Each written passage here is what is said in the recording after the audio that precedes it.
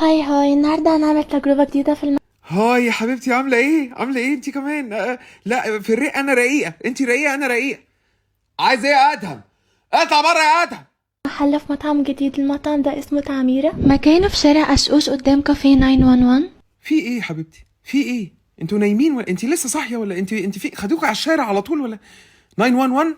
لا، نكلم البوليس، نكلم البوليس لحد يعمل لك حاجه جوه. المطعم عنده فرايتي جامدة جدا من السندوتشات اللي حقيقي هتعجبكم قوي. ايوه، ايوه، لا سندوتشات حقيقه هتعجبنا ان شاء الله باذن الله. انت صوتك رقيق قوي، تفكريني في شبابي. قبل الجواز انا كنت رقيقه كده برضه. دلوقتي مش طايقه نفسي ومش طايقه اللي حواليا. بيعملوا سندوتشات كتير غنية بصوصات زي اللوتس والوايت شوكليت والنوتيلا، وصوصات كتير مختلفة، وكله طبعا على حسب ذوقكم. صوصات، ايوه عارفاها، عارفه الصوصات. ايه لو سمحتي، ايه ضلمي النور يا ايه.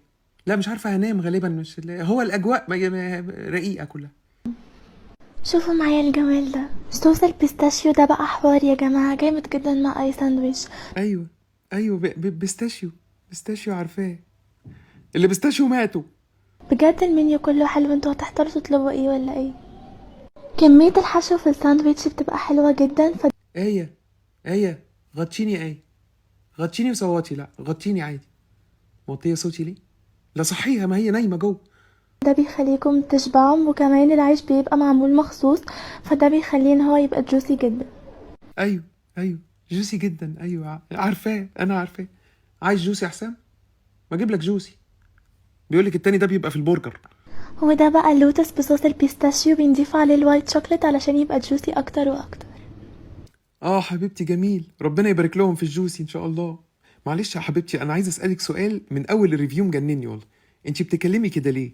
هو صاحب المطعم نايم عندك جوه؟ شايفين الجمال بجد. والحادق عندهم ميكس تشيز وكيري وسوسيس، طبعا لازم تجربوه. اتبسطت قوي في المكان. واحنا كمان حبيبتي اتبسطنا الحمد لله، كان لذيذ. مكتوب وراكي ايه؟ خد لك طلقه. عشان كده قلت نكلم البوليس 911. عن اذنك بقى هدخل انام، مش عارف، عضلات جسمي كلها فكت. كانها كانت جلسه مساج، مش ريفيو مطعم بصراحه. سلامي لصاحب المطعم لما يصحى. باي باي.